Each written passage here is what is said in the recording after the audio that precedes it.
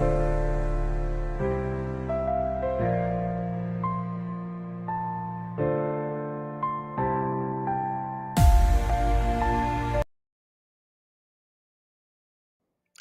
welcome once again. This is the Doctor of Digital podcast. The purpose of the show is to transform your business and life with education and inspiration. I introduce busy people to trends and ideas and improving your life by highlighting authors, leaders, and game changers you should know. How can you turn marketing chaos into unstoppable momentum, even without a huge budget? John Dwyer, bestselling author of the Avalanche Leads Formula and the Wow Manifesto, has spent decades helping businesses create explosive growth using innovative, proven strategies. Today, we'll dive into the creative, high-impact methods behind John's legendary Wow Factor marketing philosophy, giving you tools you can use immediately to attract more leads, more customers, and more success. John is a marketing powerhouse with a track record of driving record-breaking campaigns for global brands like McDonald's, KFC, 7-Eleven, and the NRL. His signature approach has helped countless businesses generate simultaneous sales and brand loyalty. He's even persuaded Jerry Seinfeld to front a major advertising campaign, an achievement few can claim. Through his books, John empowers entrepreneurs, small business owners, and marketers with real-world techniques to stand out, drive results, and win in today's noisy marketplace. In this episode, we'll explore John's game-changing marketing insights, from how he created one of the most successful ad campaigns in history to why conventional discount marketing is a trap. John shares refreshing strategies and thinking to drive lead generation and customer loyalty. Whether you're just starting out or looking to re-energize your brand, you'll leave this episode with practical ideas to unlock the avalanche of new business. After listening, you'll be able to stop blending in and start creating marketing magic that truly works. I encourage you to pick up John's books, The Avalanche Leads Formula and the Wow Manifesto, to dive deeper into his timeless principles. Visit his websites for more, and if you want to truly ignite your growth, connect with John directly to explore how his expertise can transform your marketing results today. With that, I want to welcome John to the program. How are you doing today, John? Good, Mick. I want to meet that guy. That guy sounds really, really good. I hope so. That's what I'm looking forward to as well. Let's invite him. How about that? I've got a lot to live up to, I should say, with an intro like that. Gosh. Well, always curious about how you got started, and tell us a little bit about how do you get in this strange game that you're in and writing books about it. It is a strange game, yes. And look, the game, just for viewers and listeners, the game is direct response marketing, which is very different from just overall marketing. And the best way to explain that, Mick, is that if you go to a traditional, and by the way, as you can tell from my accent, I'm from down under, so that's where we run our business, but we have lots of clients right around the world. So these days, of course, you don't have to be selling to businesses that are in your own backyard. Direct response marketing is different from, what you'll hear from most advertising agencies. If you walk into an ad agency, they'll say, look, we'll help you build your brand so that people will taste your product. We flip that, and we teach businesses to get people to taste their product so that they'll fall in love with the brand. And I guess the best example of that would be if a cafe was giving out little, paper shot glasses of coffee when people were walking past at lunchtime. Sure, yeah. Or it might be a seafood shop that gives out calamari samples, at lunchtime and dinner time. So you have the calamari sample, you love it, but then you go in and spend $100 on seafood. Yeah. And so that's what direct response marketing is all about. As that phrase infers, it's all about putting something on Facebook or TikTok or TV or radio, whatever it might be today, and getting a direct response tomorrow. So that's what direct response marketing is. Interesting, though. You've spanned a lot of fields. And so, I'm a Seinfeld fan like just everybody else. I'm curious, how does somebody get Seinfeld to do what you did? And then how do you get in transition to books and doing other things as well? Yeah, I'm glad you brought that up, Mick, because I've milked the Seinfeld stuff for about 10 years now. So if Jerry knew what he did for my career, I think he'd put his hand out and say, give me some money. Yeah, right. Yeah, what happened? I had a bank down under. It was a building society, but the same thing. And it was called the Greater Building Society. And like any bank, they want to sell home loans. And so what happened is that they engaged my services as a consultant. And I looked at what they were doing, and they were just doing the normal home loan advertisements online and on TV saying get a home loan at 6.2% or 4.8, whatever it was at the time. And I said, look, you're in a sea of sameness. Every other bank is doing exactly the same thing, selling on price. In other words, selling on the home loan interest rate. And all of these banks, as you might know, Wells Fargo, all of the big guys, what they do is give you a 1% honeymoon rate for the first year, and then it goes back up after a year. They get you in with a 1% honeymoon rate. They all do it, so there's no point of difference. And I was doing some TV commercials at the time for a travel discount company. And I said, look, how about I introduce them to you and forget your 1% honeymoon rate? That's not doing anything special because every bank's doing it. Why don't you give that to the travel company and they'll give you a fantastic deal on a vacation? And that's what we did. We came on TV and social media, and it was the only bank in the world that said, listen, get a home loan or swap from the Wells Fargo bank across to us and have a home loan with us, and we'll give you a free vacation. Down under, we call it holiday. We give you a free holiday, but it's the same thing. And it went nuts. In the first 3 or 4 years, they took billions and billions and billions of dollars worth of extra home loans. And this idiot who you're talking to charged a consultancy fee instead of a percentage of the extra home loan. But anyway, I'm a fool. And about 3 years into it, I convinced Jerry Seinfeld to be the spokesperson for the bank. And that came about because it was so successful. We had picked up all the low-lying fruit in that first 3 years. And the bank management said to me, look, we want to go up a level. Building societies generally have a working class audience. So they're going to be a plumber or a butcher or baker. We want to go up to white collar workers, people who are wearing suits. And I said, look, that's the Wells Fargo bank. That's not you. That's not your target audience. You're a credit union, a building society. The new audience are going to be working class people. Leave it with me and I'll see what I can do. And as it turned out, I thought, well, the best way to take it up a level in terms of the target audience would be to have a celebrity or sports star as an endorser.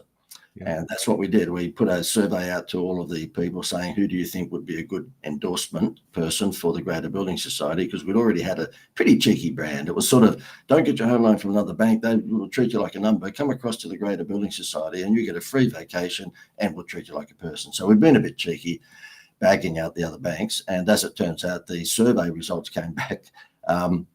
Jerry Seinfeld came first, Jim Carrey came second, Robin Williams came third. I thought, what have I done? How the hell am I going to get these guys? I'm an idiot again, an idiot. And as it turned out, I won't bore you with the details, but I annoyed Jerry's manager, a guy called George Shapiro out of Beverly Hills, Hollywood. I annoyed him until he eventually answered all my voicemails that I'd leave at midnight. And said, look, what's this all about? And I told him, and he said, leave it with me, and I put it to Jerry. And many months down the track, Jerry said, yeah, sounds like fun. Let's do it. So Jerry stood outside a mock-up bank of the Greater Building Society, right, not far from where he lives in New York. And he just did the commercials. I went backwards and forwards for 3 years, and it took the home loan business for this bank through the stratosphere. Wow, yeah. And, part of what you're doing is, let's say you're very successful at what you do, and then you also written some books. So I'm always curious, it's a different ballgame there. So how did you do that? And how do you do it when you're very busy? Because a lot of business leaders, I think, should be doing this, but they don't always do that. So how did you accomplish that? Yeah, well, when I've written mine, ChatGPT wasn't around, so I had to actually write it. And look, dictaphone, the old-fashioned dictaphone, which is the size of your mobile phone, where you speak into it and record. That really was, how I used to do things. These days, of course, it's AI. And so what happened? I hit the seminar circuit. If you're going to market to small to medium-sized business owners, then the Anthony Robbins model makes sense because you have 50 or 150 businesses come into a hotel, conference room. And they're there for a few hours or for the full day, and you put your song and dance on and show them, your wizardry, if you like.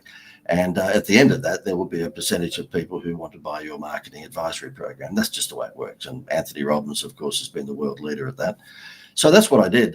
We were in the corporate world right up until the Seinfeld thing. So I was, helping out down under McDonald's and 7-Eleven and Rupert Murdoch's newspapers. We did all the big scratch bingos for his newspapers back in the day, and KFC and all of that. And I said to my wife about 10 or 11 years ago, I said, look, we're not getting any younger. why don't we take the intellectual property that I've got and sell it to smaller businesses rather than in boardrooms? And she said, no, you're an idiot. We've still got kids at school and we're paying school fees. Just stick to what you're doing. I get called an idiot quite a bit. And I was an idiot because I didn't listen to her. And so therefore I threw in all the corporate stuff and decided that I was going to be Anthony Robbins and I would do the seminar circuit. And I remember the first seminar we did, I had 100 and something businesses in the room because the Seinfeld campaign was running down under. So it was pretty easy to fill a room. Come and see the guy who Jerry trusts with his advertising. But of course, I was the only person in the room with teeth. And I asked the front row, what do you do for a living? And one lady was a life coach. The other lady made garden gnomes. And the other one was a psychic. And so I said to my wife at morning tea that day, I'm going to Costco at morning tea. She said, why? I said, to buy some rope. What the hell have we done? Okay. What the hell? We've come from Seinfeld to a garden gnome maker. And it really, Mick, it took me it was a culture shock to come from corporate down to small businesses and be able to speak their language, entirely different thing. And so anyway, we stuck with it, and here we are, a dozen years later. But when, we got into the small business sector, I absolutely knew that what I needed to do is write books. But they say to you, if you're going to be on the seminar stage or you're going to be doing webinars and this, that, and the other, you've got to have credibility. And the best way to have credibility, no need to tell you, is to have books. Yeah, so out came books like this one here, the Avalanche Leads Formula. I mean, that's what we do. We get a lot of leads for businesses very quickly. These days, back in the day, of course, it was TV, radio, newspaper. Now it's more Facebook and TikTok and Instagram. And so what happened is that the promoter that was putting me on stage said, you better hurry up and write a book. And so I just jumped on my handy little dictaphone and I dictaphoned this in a space of a few days and then gave it to basically a proofreader. As you know the game, and they go through and proofread it. Funny part about it, this is all about getting Avalanche leads.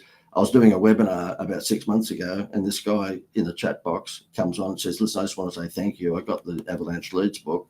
And he said, chapter 5 changed my entire business. I said, thank you very much. So that night I was in bed reading my book, and my wife, because I hadn't read it, I just basically pumped it out after I put it. And I'm being a bit cheeky. Of course, I read most of it, but chapter 5, I couldn't have a clue what he was talking about. So my wife says to me this night in bed, what are you doing? I said, I'm reading my book. She's reading your book. What are you doing? I said, chapter 5, it's not bad. And would you recommend, it does seem like it's a successful route to take, that if you've written a book and you got the business to go on the speaker circuit, because other business leaders have done that as well. Would you recommend that as a process? Yeah, look, these days it's more webinars and, I mean, you and I, here we are on other sides of the world and, we just basically don't need to catch a plane. We don't need to catch a bus or taxi, So if I'm invited to speak at a convention, I'll do it. But to put those events on, it would be $15,000 a time. So you got to be reasonably confident. By the time you hire the hotel convention room, and then they look after them with morning tea and lunch and afternoon tea, and then you've got to advertise to get people there on Facebook. And so I decided, look, the way the world's gone since COVID, because we can do this, then the best way to promote my services, which is marketing consultancy, is pretty much by a webinar and podcast. But there's no question, if you are writing a book or you've already got books, then there's no question that the webinar, the podcast, and the seminar circuits is absolutely where you should be. And then curious, a lot of business leaders don't necessarily know the publishing field. So I'm curious how you went through that process of how do you find a publisher? Did you think traditional? Did you think hybrid, self-publishing? And what was that process like? Yeah, just self-publishing. I mean, you don't, and Mick, you're an expert at this, I'm not. So maybe you would advise people to go looking for a publisher. But in my instance, being in the marketing game and being an idiot, then basically my mantra is ready, fire, aim. So therefore, ready, aim, fire would be going looking for a publisher. I haven't got the time to do that. So I just self-publish. This is another one here, and it's the Wow Manifestos. And I've got all yellow sticker notes here because I'm actually preparing for a webinar tomorrow. So I've marked up all the pages I'm going to refer to. But this one here, it's 300 pages of all of the most successful, because I've had a lot of bad ones, by the way, but the most successful ideas that I've given to businesses. Now, whether that's collect the stamps and you get the cookware or whatever it may be. It's all in that book. And if I was to go and talk to a publisher about this wizardry, I would have to work hard to convince that publisher that I would be worth putting money into. And I just figure, look, that's taking forever. So therefore, I just publish these things myself. Yep. And if you talk about the content a little bit too, I mean, I know you said asking about the process, but the content also, how did you come up with the content? You're taking examples of what you've done in your career. Have you got the stories in there? Yeah. Look, and look, all jokes aside, this one here that I was being silly about with chapter 5 before, it was a chapter about losing $2.25 million in 1 week because a guy who worked for me made a big printing mistake, and it was many years ago. And that chapter 5 was all about not giving up, just making a bit of a comeback. And every time you see someone speaking, they've all got their comeback story. I understand that. I'm not unique. But he was in a bad way psychologically at the time. So when he read chapter 5, which is all about just never, ever, ever, ever, ever giving up, he was very grateful for that. It had nothing at all to do necessarily with marketing, but it had to do with just, sticking in with it, hanging in there. And if you're going through hell, keep on going. And when it comes time for the content of these things, look, I'm a baby boomer, so I've been doing this since the 1800s. So there's no problem at all in filling these books with case study after case study after case study. And what I tend to do with this is that I do make sure that that it's graphic heavy, not graphic heavy as in 200 pages and there's 180 pages of graphics.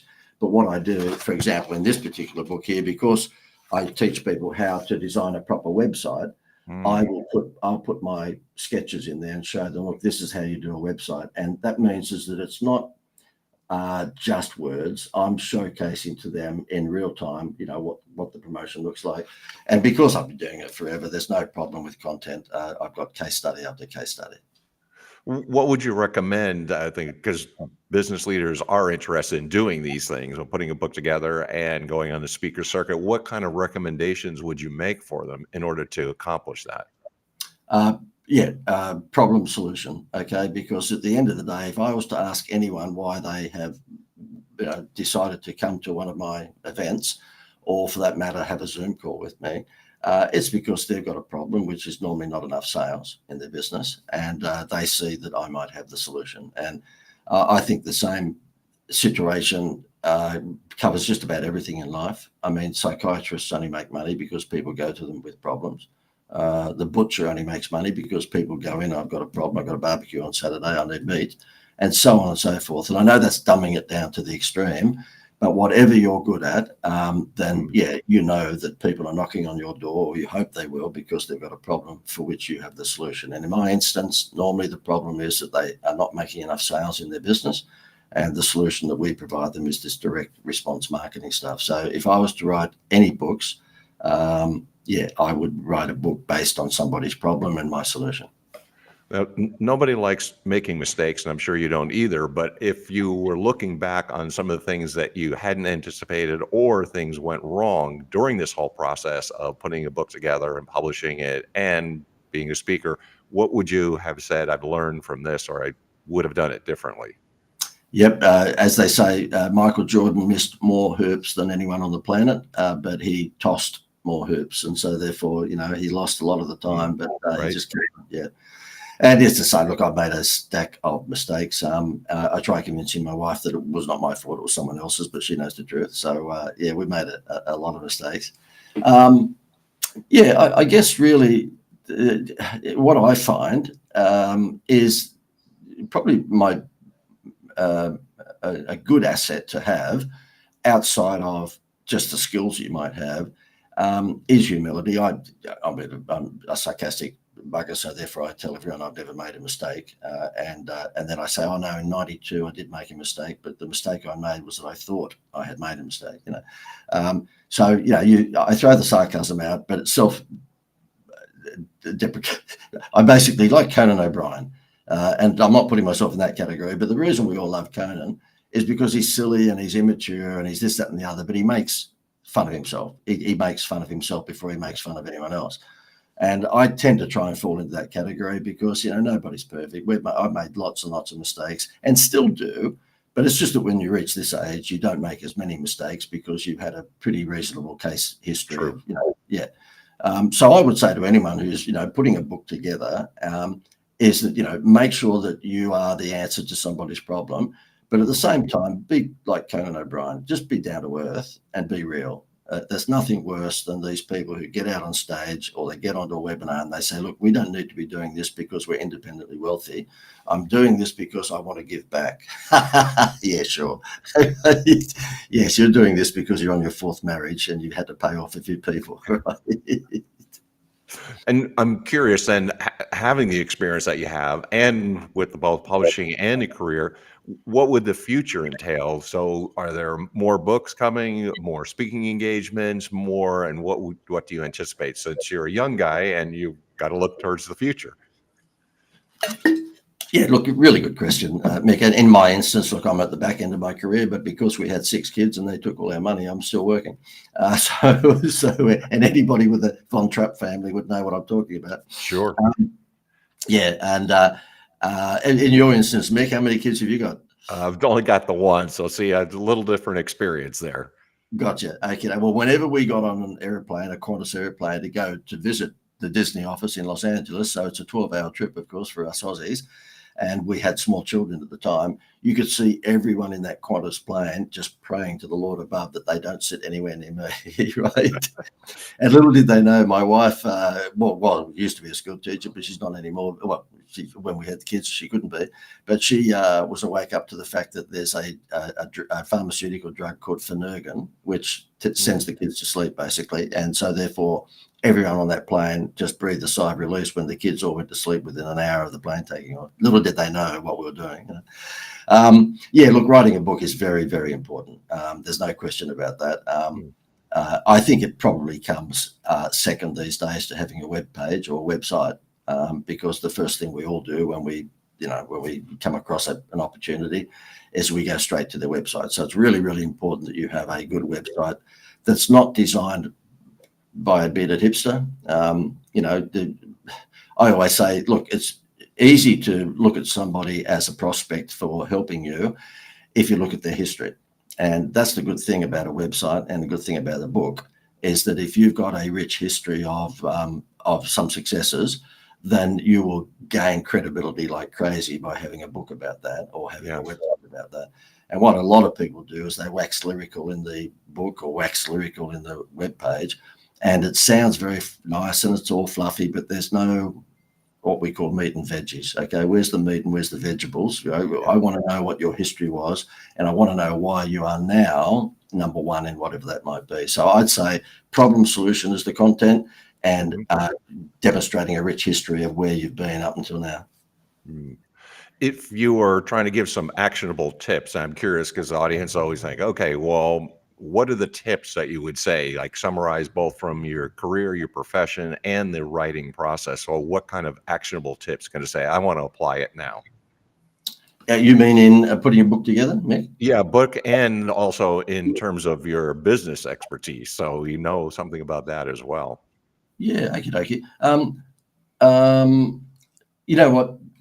I've been to the Anthony Robbins seminars. I mean, lots and lots of them, and you probably have too. And these days, because everyone's a motivator, no matter what you do, when you open up your laptop in the morning, there's someone screaming at you that they can fix your depressed life.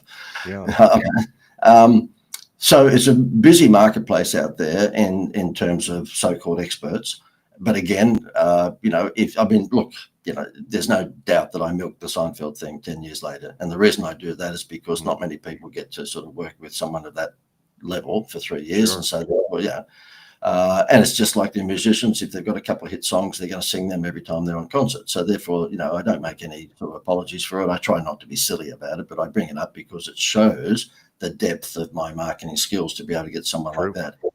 And look, whilst I'm here, I may as well show off. I also got Michael Jordan and Meatloaf, and I got Paul Hogan, Crocodile Dundee, to do all sorts of things for us over the years. The Seinfeld one is probably up there with the top, but I've been backwards and forwards to New York with all sorts of things.